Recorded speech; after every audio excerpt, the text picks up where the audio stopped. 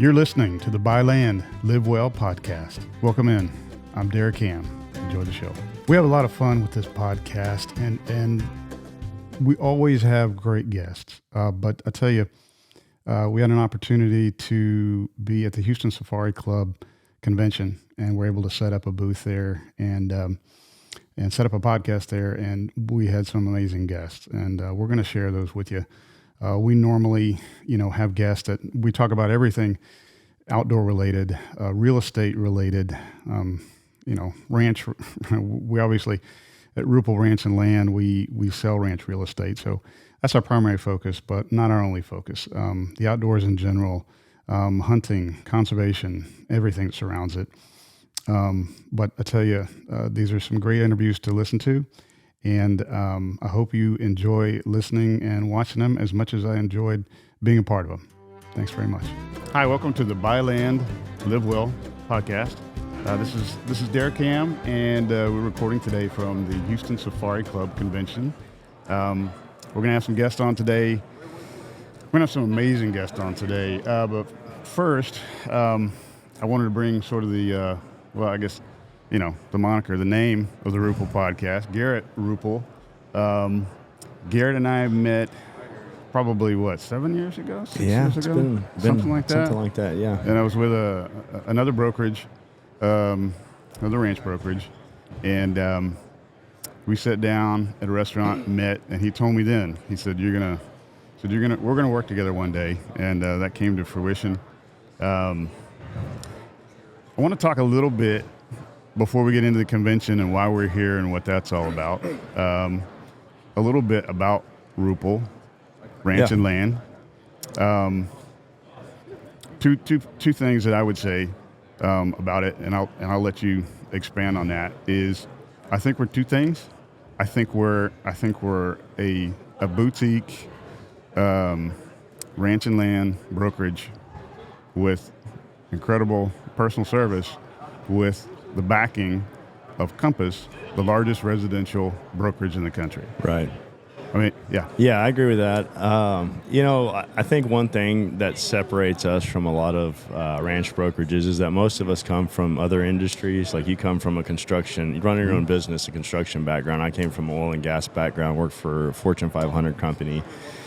And to just have seen how other businesses do things, and then came into the ranch brokerage where, compared to other industries, it seems a little bit behind in terms of technology and business processes and that kind of thing. And so I think we're taking steps like joining Compass to kind of put ourselves ahead from a technology standpoint and just putting our name out there and casting a wider net than a lot of others can. Right. We've got developers working on a system for us to kind of help us interact with our buyers better and just be more efficient, that kind of thing. Find listings that other people can't by searching MLS or land.com or some of these individual websites. Those are the type of things we're focused on to kind of set ourselves apart right now. So. Right. I think, from the outside looking in, before I was even a part of Ruple, I could tell the biggest difference between Ruple and some of the larger brokerages is that the customer service, the relationships. I don't want to say customer service sounds like we're working out of a Walgreens or something. Right. It's not like we're saying hey, thanks, appreciate it. It's a relationship. This is a relationship business. Right. And I'd say, like 90% of my clients, it's clients' friends. Yeah, because that's right. You become friends with them, and that's kind of why I got into it, and I feel like that's probably why you got into it. Yeah, definitely. Is the relationships you get with people that are looking for property, looking for ranch land, looking for that, that American dream. Yeah. And then not only that, but continuing the relationship, taking it, several steps forward from that. Yeah. What do you need? Yeah, exactly. I agree with you. You and I and all of our agents are outdoors men. We like to hunt and fish. We grew up doing that stuff. Mm-hmm. And our clients are too. And so we have a lot in common with these people. And by default, you just end up being friends with a lot of them. I mean, coming to the show is a good example. Like my favorite part is we get to see these guys that we built relationships with over the last almost decade of coming to the show. Right. And it's great. It's just about the relationships. Right, right. We do a lot of marketing, and the relationship building is the best thing we do. Absolutely. In terms of marketing. So. Yeah, and I think, we were talking about this the other day too. We definitely do some larger properties. Yeah. We can handle that. Right. Yeah. I mean, give us the biggest one you got. For sure. We're going to cover it. Yeah. We're going to get you in Houston Business Journal. Right. Whatever needs to happen.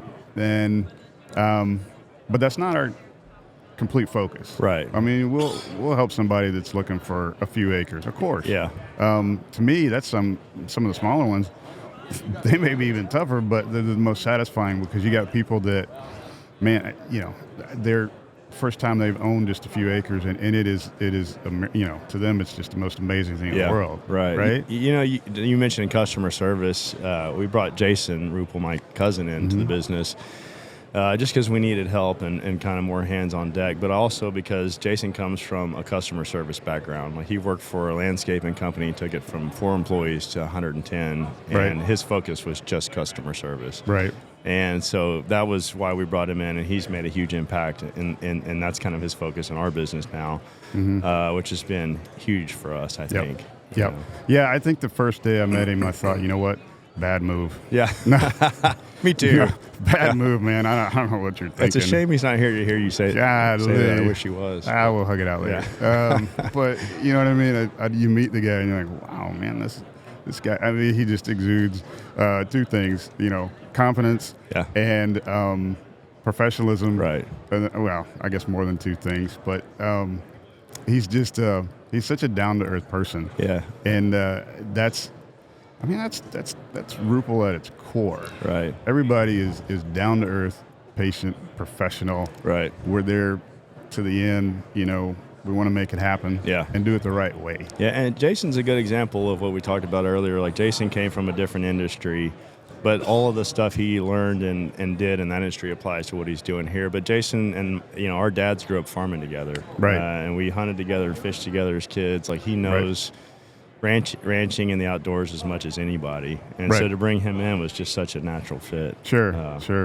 Well, yeah, and the culture of Ruple, I mean, I don't want to say it's it's a brotherhood like the Yellowstone. We get branded and everything, but you didn't get the brand yet. Oh, dude, no. I got the tattoo. Right. But you know what I mean. I mean, it's a want to be a part of and want to continue to be a part of and grow it. And that comes from the top down. Yeah. You'll have to take some credit for that. I know you're not the one to take credit for things, but you got to take credit for that, right? I don't know if it comes from me, but like, we hire new office staff, and Jason and I are interacting with those people, every day. And to us, like, they're family from day one. Right. It's like, once you're in the door, well, now you're part of the family. Right. Right. Yeah. And we feel that way about our agents and a lot of our clients too. Yeah. No, absolutely. So the convention, that's kind of that's a prime example, I think, of the relationships that we created. Number one, it's a great convention, and like you said, we get to meet people and Houston Safari Club, but everybody's just so amazing to talk to and so resourceful and all that. But at our table last night, who was sitting at the table? Well, I can't call them clients anymore. I had friends. Yeah. Even though we've sold or helped them buy and sell 3 properties. Right. The Lassiters are people that are just, they become friends. Yeah. Well, that's one thing. I sat next to them last night, and their comments about you were more about, Derek's a great guy and he's a great friend, and he's just become, someone we trust. It wasn't about he's a great ranch broker. Right. I mean, even though obviously they think that, it wasn't. It's more about the relationship. Yeah. As far as real estate goes, I'm dumb as a bag of hammers, but the relationships that I got going on. Right. Well, me too. No, I'm kidding. No. We study hard. Yeah. I feel like if there was a graduate course for, minerals, I would have passed by now. My gosh. Right. I mean, we still use attorneys and everything. You got to. For sure. But, man, it's a interesting world when you get into all those, the water rights. Right. All that stuff. Yeah, definitely. That people try and retain or get or whatever. that we have to know. Yeah, well, I think that's another thing. Like, we try to bring these attorneys in that are specialized in oil and gas or water rights or whatever, because I may do a deal that has some water right aspect to it, but maybe it's a year between that one and the next one that focuses on that. And a lot's changed in that year, and also a lot, fades from your memory. And so having those guys come in and train us on a regular basis is a big deal for me. Yeah, that last part I think applies to me, because, the fading memory, my gosh. Right. We've gone through some that I will never forget, right. But, we always come out on the end. Yeah. On top in the end is what I'm trying to say. Yeah. But some are harder than others. Right. But at the end of the day, if the client is getting what they need and what they want, then everybody wins. That's right. Yeah, I totally agree. And that's what we're about. Yeah. So, but back to the convention. We've this year. Houston Safari Club convention moved from downtown back to the Woodlands. I had come here to the Woodlands as just as a fan. I wasn't in the industry when they were here, and I know you guys, you had a booth here years ago. Yeah. Do you see? I know I see a lot of difference from downtown to here, and I'll ask you if you see the same thing. But to me, for use of a better phrase, the atmosphere, the vibe, I'll just say it since all the kids are. Yeah. But the vibe is more, relaxed. People just seem a little less stressed. Yeah. Except maybe Joe Beats are, but that's just the way he operates. Right. He's got to, right? He has to be. The executive director. But yeah, it's just a different feel out here. Mm-hmm. Yeah, I agree with that. I mean, I think I'm more relaxed because I don't have to drive in downtown Houston. So that alone is worth it. Imagine that. Yeah, I know. Yeah, no, that alone. Yeah, on the parking. Hey, give us $25 for 25 minutes or whatever it is. But it is. I think it is. I think with the exhibitors that I've talked to, good show. It's smaller than what we had last year. Yeah. But I think that, talking with everybody I've talked to, it's only going to get bigger here. Yeah. And who knows where we'll go from there. Yeah, I agree. I think with Dallas moving to Atlanta, that could generate some more activity here because people aren't, it's closer and easier, more convenient, that kind of thing. But yeah, I think the feel here has been really great. Mm-hmm. I like this a lot better. It's just easier to get in and out of. I think people are more likely to come here just because they don't have to drive to downtown. Mm-hmm. Mm-hmm. Yeah, and I do like the fact that the exhibitors have felt like, when I've walked around with my badge, Safari Club, board member on there, they see it and they don't have a problem talking to me and telling me, hey, this is fantastic. Maybe we try this next year. Maybe we do this. So, right. I think there's a lot of feedback that we've been getting that is positive and constructive, but good. Yeah, sure. I hadn't got anybody yet that's yelled at me and said, not yet. What do you think you're doing or whatever? Yeah.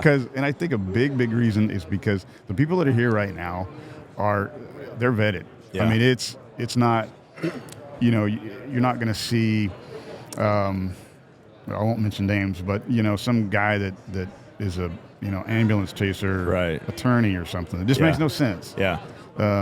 It does seem like the people who are here walking the aisles are here like for a specific reason. They're looking for a certain kind of hunt. They want to see their outfitter they've been with before. Mm-hmm. A lot of the people here, we've probably got more ranch buyer seller leads at this show than we have downtown.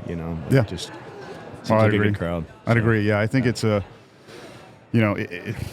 Sheer number of people, maybe not, but the people that are serious about, looking for these things and finding out more about what Houston Safari Club is about, right? And what the convention's about. Yeah, sure. We've enjoyed being a part of it over the last 8 or 9 years. Yeah, I was gonna say it's probably been at least 8 or 9. Yeah, there should be like a plaque or I think so. I agree with that. A pen or pocket knife. Or, you have credentials. Maybe you can make that happen. I'll see what I can do. I'll put it before the board and see what I can get done. Yeah, we'll get you some. Yeah, we'll get you an engraved pencil for sure. Yeah, that's perfect. Good enough. Yeah. Well, what else can we talk about for a minute? I know, the change that we had from when I started until now with Ruple. Right. I don't want to say that it was just like some amazing step that, we jumped off a cliff and then all this stuff, because it hasn't felt that way. Sure. It's still gradual. We're still able to take care of from the biggest client to the person that's looking for the small acres. Do you see, there's still a lot of Texas we got left to get into and clients to help, but do you see Ruple moving outside of Texas at some point? Yeah, I do, and that was one of the considerations when we looked at joining Compass. Was they give us the capability to make that transition easier. They've got brokers in most of the states that we would look at going into. Right. So we're kind of kicking that around right now. We do have a lot of growth left in Texas. So we're trying to kind of prioritize, like, what do we focus on here, and then can we do that at the same time? Right. And then put a timeline and some goals around it and make it happen. But Compass, it hasn't changed who we are. It's given us tools to be better at what we do. I think, like I said, the ranch brokerage business is kind of behind the times to some extent in the way they do things. And Compass is helping us correct that in our company. Right. And they've given us resources like the public relations aspect, where we can take a listing that's got something interesting and get it run in the business journals, overnight, and get publicity that we couldn't have otherwise. Right. Have relationships we just couldn't build. Sure. Yeah. And when we started talking to Compass, my thought was like, I don't want to do this. We're a small boutique company. I want to keep it that way. And the first meeting, and my idea was also like, we'll look at their technology and we can probably build it ourselves. Right. And the first meeting I had was like, well, we can't build it ourselves. And they spent over $1 billion doing it. Yeah. And by the time we get to where they are now, they'll be 20 years ahead of us, and it's, it just wouldn't work. So. Right.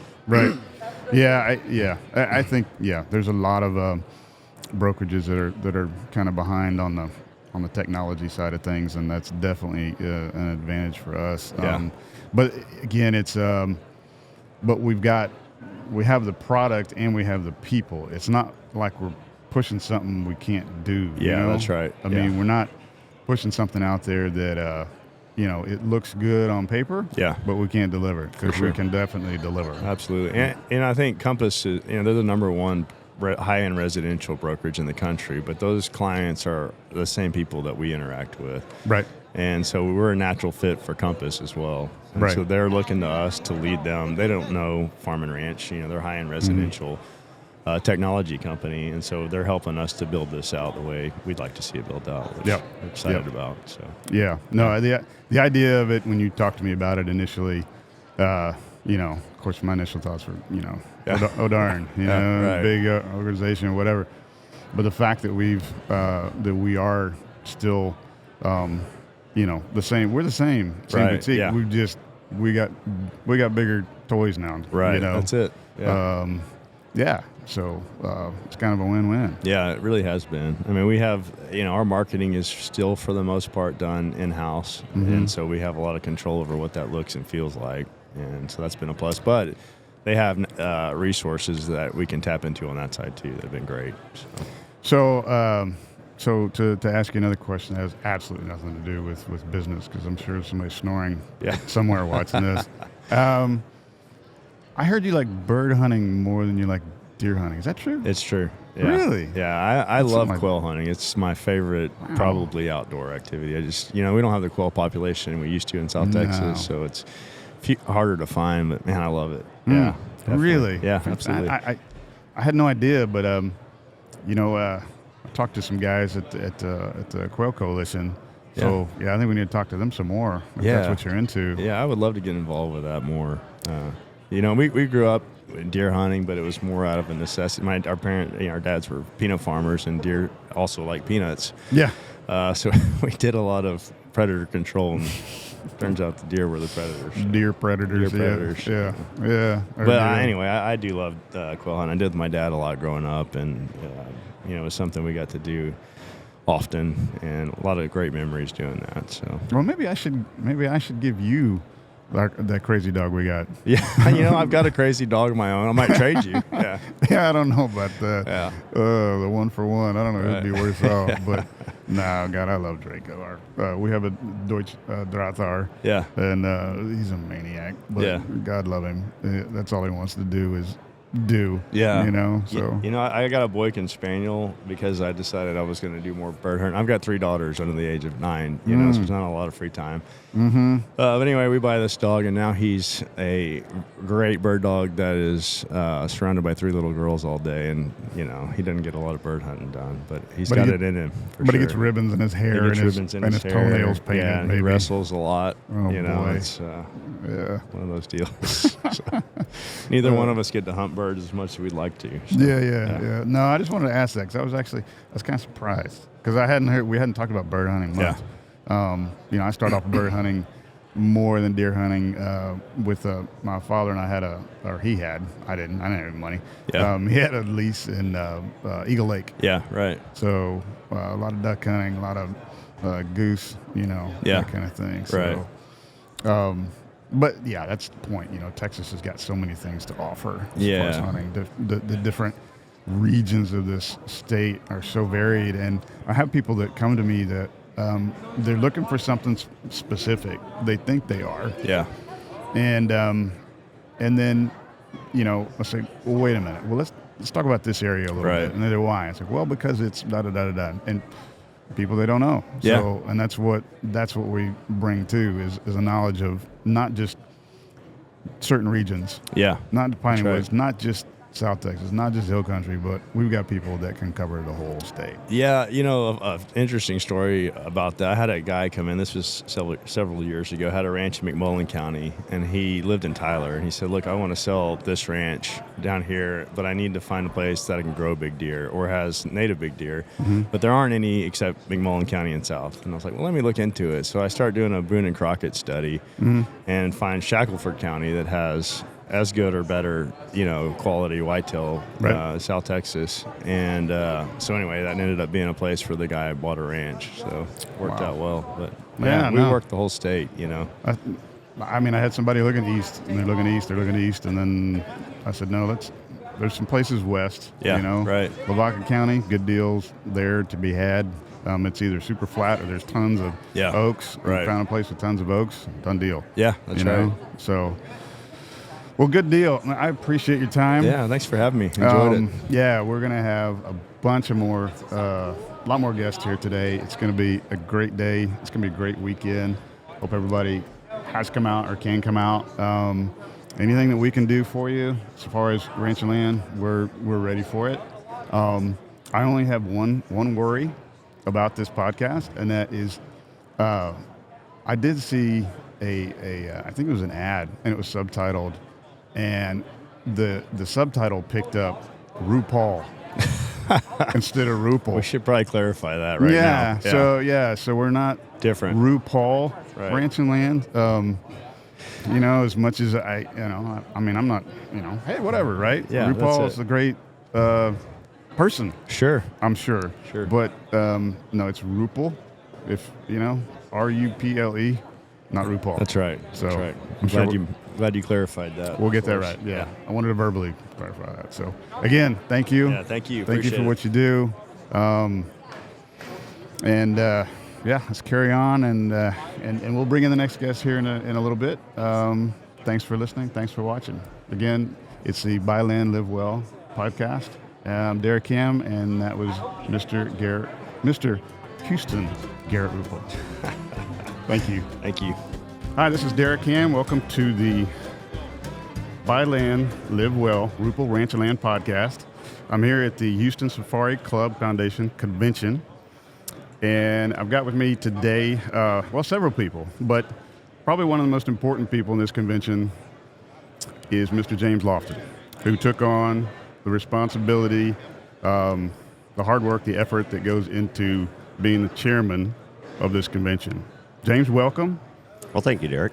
How you doing? I'm doing well. I feel humbled to be called one of the most important people. I would say you were, most definitely. So we had a little bit of a change this year. We had a big change. Yeah, we'll just say that. It's a big change. But, we moved from downtown to the Woodlands, which we've been here before. Mm-hmm. Had great success here.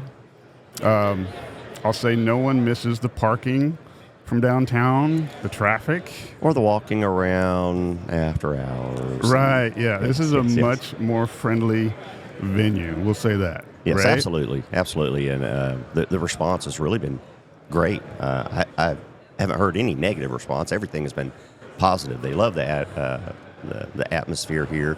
I even got some comments yesterday that I found surprising. People said, even from the moment they walked through the lobby, whether they're sitting in the bar or walking through the foyer, the energy just felt different. It just felt a lot better. Right. Yeah, I should also mention it. So James and I both serve on the board, and I feel like just walking around and talking to people, the vibe, if you will, is what the young people say. It's good. You walk around, everybody's smiling, everybody's happy. And, it's not just a convention. We're here to be a resource for people. And I think the exhibitors here, they understand how much we appreciate them being here. And yes, absolutely. In fact, I was just having a conversation with one of our longtime exhibitors, and he was just telling me how much happier, he is, being back here. And, of course, he has two young boys, and the energy for them too, and making sure that we're providing an atmosphere for them as exhibitors to be at a place where we can bring in the right people that can really take a strong interest in looking at going to to Africa or Europe or wherever else that may be. Right. Right. It's one of the things I've noticed in other conventions that I might go to that, some of the people just don't fit. And they're just, I guess, I don't know, they're in there for whatever reason. But everyone here has been, I don't want to say vetted. Everyone here has been a part of the convention for years. And there is a wait list to get in. And I think we're going to be able to, what do you think? You're going to be able to expand next year a little bit? We are looking very closely at that. There's some opportunities that we see on the horizon that are going to create, I think, a much bigger demand. And so we're already exploring. We just moved into the Woodlands Marriott here in the Woodlands. Right. And we were very happy with the way things played out this year, but before the doors even opened, the demand, some of the pent up potential demand is already pushing us to explore. All right, what else can we do to expand the show next year? And so I think we have some great ideas, and I think there's a very strong chance we're going to do that. Good. So I mentioned how integral you are to this convention. Obviously, you're the chairman. But so what made you say, hey, I want to throw my hat in the ring. I want to try this. I want to do this thing. Because I know. I don't know firsthand, but just watching everything that goes into it, it's a heck of a job. Right? There's a lot of moving parts. And I'll say this. I'm extremely grateful. We have such a tremendous staff. They really take a lot of the burden, off this position. Sure. Doing a lot of the detail work. In fact, I sat in a meeting and just, with the hotel preparing for this and seeing the amount of detail, most people don't even think about. No. Something as small as how many trash cans do you want? Right. And where? That's not something you would think about. Right. Right. But it's important to make sure you have a good show. All those little details and yeah, it is. It's a big challenge, but it's a tremendous honor. Well, for me personally, thank you for taking that on. I think you're a great person to have in this position, yeah, I hope that it's been satisfying for you. I know, and tonight we've got the big gala. Absolutely. Which this is the big party. I say big because it is big. It's going to be big. Everybody's going to get dressed up, and it's going to be fun. We're going to have the auction. And we still have tickets available. Well, then maybe they'll be sold here quickly. Yes, I hope so. It's just it's a great chance for people to come out, and sometimes it's nice to kind of get fancied up. Right. Take your wife out and let her get really dressed up. And, right. And you get into an atmosphere that not only is supporting a great cause and helping to raise money for conservation and educating and recruiting our new youth hunters and protecting our hunters' rights, those things that we really love to do. But you're around a great crowd of people, right? That share similar values, share similar interests, and we're all here to do a great thing, and right. That's really nice, to get to have it. Of course, it's always great to see all the old friends, meet some new friends. We laugh, we catch up on stories, and it's hard to capture that many other places. I agree. It's almost like a family reunion, but with a lot of extended family, if you will, a lot of friends. I mean, I feel like we're big enough to be able to offer guidance, help, whatever that people need as far as hunting, things like that go. But we're big enough to do that, but we're also small enough to feel like, hey, you can get personal, and like you said, socialize, get to know people. Everybody is, like you said, like-minded. They all want the same thing, and it's just a fantastic thing to be a part of. I couldn't be happier. I'll circle back to something you said earlier, sure. Derek, when we were talking about some of the exhibitors, and you were trying to be nice about it and saying, well, the exhibitors are kind of vetted. They are. Yep. They are. One of the things that we want to provide our attendees and our club members is, one of the benefits of the club is you got a bucket list item. We want you to find that bucket list item. We want you to be really happy with that hunt. And so as a club, over 50 years now, we've been able to find those people that can meet that demand and provide an excellent experience, which is important. We don't want someone to come and get an experience, and at the end of the day, it's not really what they wanted. We want it to be great, right? And we've got lots of members. Doesn't matter what you want to do, where you've been, or where you want to go. Somebody has done it. Somebody knows a great outfitter that can help you do sure. it. And tell you the little details that you need to be prepared for. So, right. I think that's a very strong part of our club. And look, we're all happy to talk about it. Right. I've been talking about the hunts I took this past year, and walking by, and guys are grabbing me. Hey, can you come over here and tell this guy about your hunt last year, and show him the pictures? Right. And of course, we all like to do that. We all like to be able to brag and share a little bit. Right, but that's invaluable information, because early on, many years ago, I went on a hunt, and I didn't check them out. I didn't know, and I didn't know who to ask, and so it didn't end up being such a great experience. I've had some of those too. But here, it's like I can ask you. You're right. There's somebody for everything. I was asking about an elk hunt earlier in the year, and I probably got 15, 20 people that either email me or text me and said, this is a good one, that's a good one, and being a part of that, just that network, knowing that, your money is going to the right place with the right people, you're going to get the right experience, you're going to get what you want. Do you want horseback? You want, spot and stalk? What do you want? And, right. And you'll get it. So I think that's a huge part. And just the variety here. I mean, next to us is, this outfitter represents an outfit in Macedonia. Right? And then I got New Zealand across from me here. And then, I got South Africa over there. So, there's something for everybody. Yeah, everything from leopards and Cape buffalo to ibex, right. And it doesn't matter what you want. You're gonna find it here. That's right. And that's awesome. And, and we mentioned earlier a little bit about the gala. You want to find some awesome hunting opportunities? Yes, indeed. Look at that auction list. Yes, indeed. And for those of you who are listening that can't make it here in person, you can go to onlinehuntingauctions.com. You can find our auctions. I mean, we've got some really unique things. For example, the state of Oregon donated a Rocky Mountain goat hunt. That doesn't happen. A hunt, but a tag that allows you to go anywhere in the state. There are very few of these tags. That's what I'm saying. And I'll tell you how special this is. I haven't looked at it this morning. That tag was already over $60,000 yesterday. Wow. So that tells you there's some really special items here, and it's not all things like that, but we've got hunts to Africa, New Zealand, and Argentina, and Europe, Spain, guns. Gunworks has given us one of their premier rifles, 100% donation.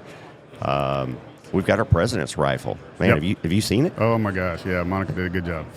That thing, it's a Blaser, beautiful wood. Custom engraving on it. It'll designate it's going to be one of a kind with our Houston Safari Club Foundation logo, 300 Win barrel with an optic, a 375 barrel with an optic, and a thermal. And a thermal. Wow. That's an incredible package, and so that's one that if you're really a gun guy. And you probably need to add another one to your collection. That would be the one. Yeah. This is certainly one to consider. So you mentioned you mentioned what the price point is already on that tag at $60,000. So I would urge people to go to our website and look at where this money is going. Oh yes. And understand that. And I think a lot of people do that are watching or listening, but to understand the programs that this benefits. Youth programs, scholarships, conservation. Yeah, and we tell people all the time, we're here to raise money to turn around and give it away. Exactly. To give it away on behalf of collectively, us as a group, because we can do a lot more collectively than we will as individuals, and we can make those significant impacts. And let's face it, there's some of these things that we end up supporting that as an individual you may not ever know about. Right. You may not be able to vet. And just like we're vetting exhibitors, we vet these grant opportunities, and and everything from conservation efforts here in Texas. We just did a grant out on the Katy Prairie for restoring some waterfowl habitat out there, to efforts in Africa. One of the things I was blessed with this past September was to get to go and see firsthand one of the rhino reintroduction projects that we helped contribute money to. And this was in an area that the rhinos had been poached out 25 years before. The village elders were in tears when those rhinos were brought in. Wow. Houston Safari Club helped make that happen. Yeah. And I say we made it happen. Our members, our contributors, the people who are giving money at the auctions. That's what allowed this to happen. Right. And collectively, I see a sign that says Houston Safari Club. I'm like, man, that's me. Right. That's me and my friends. Right.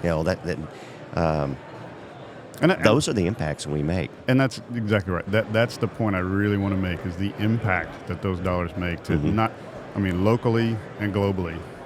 That's what we're in it for. And not just international. I'll bring something back close to home. Yep. We support a lot of youth hunters right here in the state of Texas, both through a state of Texas program called the Texas Youth Hunter Program, as well as through our own efforts as a club. Getting to take kids who have never been hunting to get to experience that outdoors, and that hunting, and putting their own meat on the table, and learning that lifestyle that we love. Right, that otherwise they wouldn't have an opportunity to do. So it'd be very difficult. Well, James, I appreciate your time so much. So for the rest of the day today, we've got, I think, another 9 people that are come on. Craig Boddington's going to call in. Oh, awesome. We've got Outfitter of the Year that's going to be on, Conservation of the Year, a few other exhibitors. Monica Williams, the president. And she's great too. Yeah. Oh yeah, she's fantastic. So again, thanks, and appreciate what you do. I'll see you tonight. Good luck the rest of the day. Thank you, Derek. All right, thanks again. Hi, this is Derek Ham. Hope you enjoyed both those interviews with Garrett Ruple and James Lofton, 2 finer men you will not meet. It was a pleasure to have them on, and I also wanted to mention. The next show is also going to be from the Houston Safari Club Convention. The guest will be Monica Williamson, who is the board president, and also Seth the Hunter. Sorry, that's his dad. We're actually going to have Aiden the Hunter Stokes. His father we just call Seth.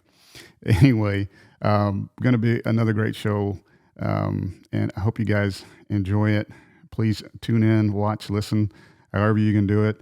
But I would also ask if you could give us some suggestions, any suggestions about subjects that you'd like to hear about, people you'd like to have interviewed, whatever you can come up with. We'll try and do it. Okay. So, again, appreciate it. Appreciate the time. Look forward to the next one. Thanks again.